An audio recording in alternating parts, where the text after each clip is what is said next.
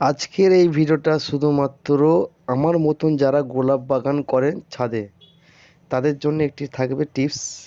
আর যারা গাছপ্রেমী, গাছকে ভালোবাসেন, গোলাপ ফুলকে ভালোবাসেন, তাদের জন্যে এই ভিডিওটা রইল। আর অবশ্যই ভিডিওটা পুরো দেখবেন, ভালো লাগবে। আর কিছু কথা আছে ভিডিওর মধ্যে, হয়তো আমার মতন যারা বাগান করছেন তাদের কাজে লাগতে পারে। এখন থেকে অর্থাৎ আগস্ট মাস থেকে আপনি পরিচর্যা করলেন, শীতকালে কিভাবে ভালো ফুল পাবেন, সম্পূর্ণ ভিডিওটার মধ্যে সব কিছু টিপস বলা আছে। অবশ্যই ভিডিওটা দেখতে থাকুন। নমস্কার বন্ধুরা, চলে এলাম আর একটি নতুন ভিডিও নিয়ে। আজকে দেখুন জাস্ট গোলাপগুলো সাইজ দেখুন, আর কিছু বলবো না ভিডিওর মধ্যে, আপনাদের শুধু দেখতে থাকুন গোলাপগুলো সাইজ। এখন থেকে আর ফুল কাটবো না, আর ফুল কাটা যাবে না, এরপর গাছ ডরমেন্সিতে চলে যাবে। তাই আর বাঁচ পারতে চাইছে না। ফুল দেখুন, কালার দেখুন ফুলের। দু একবার হয়তো খাবার দেবো, আর খাবার দেবো না, এরপর থেকে গাছ ডরমেন্সিতে চলে যাবে। তাই আর ফুল একটাও কড়ি কাটবো না, কেন এখন কড়ি কাটাটা ঠিক নয়। কেন কড়ি কাটলেই তো আবার বাঁচ ছাড়বে, তো চাই না। কেন ডরমেন্সি পর আবার কাটিং করতে হবে। এই ফুলটা জাস্ট দেখুন ঝুলে আছে, একই কালার, পাশাপাশি দুটো আছে। এটা একটা সিন্ডার মিডিয়া আছে, আর এটা মাটির মিডিয়া। এই সাইজটা আরও বড়োর থেকে, দেখতে পাচ্ছেন। কিন্তু এই গাছের জাতটা আলাদা, ঠিক আছে। এই ফুলটা দেখুন জাস্ট কত বড়। এই গাছের দুটোই গাছের জাত আলাদা, কিন্তু ফুলের কালারটা সেম। কিন্তু এটা মাটির মিডিয়া, এটা সিন্ডার মিডিয়া, আর এটা হচ্ছে মাটির মিডিয়া। একটু দেখাই, মাটির মিডিয়া দেখা যাচ্ছে না, গাছটা এতটাই ঝাঁপালো হয়েছে আর কি। এদিকটা চলুন, এদিকটা কিছু গাছ আছে, এই যে কুড়ি আর কাটছি না। কেন কুড়ি হোক, এরপর কুড়ি কাটলে তো আরও বাট বেরোবে, তো আরও ডাল পোশাকা বেরোবে, তাই চাইছে না আর বেরোক। তো এই গাছগুলো যেহেতু এক বছরের গাছ হয়ে গেছে, আবার কাটিং খুব একটা বেশি হার্ড পুনিং কাটিং করবো না, বা হার্ড পুনিং করবো না, কাটবো ছাঁটাই কাটাই করবো ডালপালা, খুব একটা বেশি নয়, অল্প কিছু।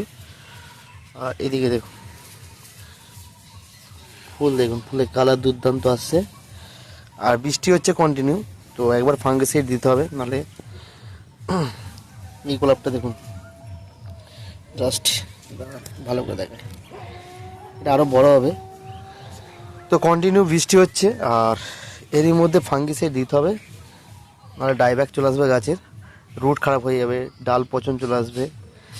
ফাঙ্গিসাইড একবার এই ওয়েদারটা ঠিক হলে একবার ফাঙ্গিসাইড দিতেই হবে, নাহলে গাছের রুট ঠিক থাকতে পারবে না, রুট ঠিক থাকবে না। কেন, যেহেতু মাটির মিডিয়া, তো মাটির মিডিয়া একটু টাফ হয়। কেন, বর্ষাকালটা যেহেতু বৃষ্টি কন্টিনিউ হচ্ছে, আর মাটি সিন্ডার মিডিয়া হলে কী হয়, জল সঙ্গে সঙ্গে ড্রেনেজ হয়ে যায়। আর মাটির মিডিয়া ড্রেনেজ হতে খুব সময় লাগে, কেন মাটি ভিজবে তারপর ড্রেনেজ হবে। কেন ড্রেনেজ সিস্টেম ভালো থাকলে সব গাছই ভালো থাকবে, কিন্তু মাটির মিডিয়ায় ড্রেনেজ সিস্টেম একটু দেরি হয়। কেন সিন্টার মিডিয়ায় যখন জল দেবেন, দেখবেন 1 মিনিট জল দিচ্ছেন, তখনই 1 মিনিটের পর জল বেরিয়ে যাচ্ছে। কিন্তু মাটির মিডিয়ায় কী হলো, 1 মিনিট পর নয়, 2-4 মিনিট পর আমরা জলটা বেরোয়। কেন মাটির আলাদা একটা ক্ষমতা আছে। সিন্টার মিডিয়া তো আপনাকে জৈবভাবে আর কীটনাশকভাবে রেডি করতে হবে গাছকে। আর মাটির মিডিয়া কি, তো মাটির মিডিয়া একদম অন্যরকম, যেহেতু কেন মাটির মিডিয়া ক্ষমতা আলাদা আছে। আর মাটির একটা ভিজে ভাব, সেই ভিজে ভাবটা রসালোটা নিয়ে তারপর ড্রেনেজটা ড্রেনেজ হয়। আর সিন্টার মিডিয়ায় হয়, সিন্টার মিডিয়ায় কী হয়, ড্রেনেজ জল দেওয়ার সঙ্গে সঙ্গেই কিছুক্ষণ বাড়ি 1-2 মিনিট 1-1.5 মিনিটের পরেই জল ড্রেনেজ হয়ে যায়। আর মাটির মিডিয়া একটু দেরি হয়। দেখতে পাচ্ছেন গাছ লাল লাল পাতা, একদম কুড়ি আসছে, দেখতে পাচ্ছেন। একটা কুড়ি আর কাটবো না, যা হবে অতি ঝরে পড়ে যাবে, অতি থেকে যাবে। বাট যা ফুল আসবে সব, একটা কুড়ি দেখুন,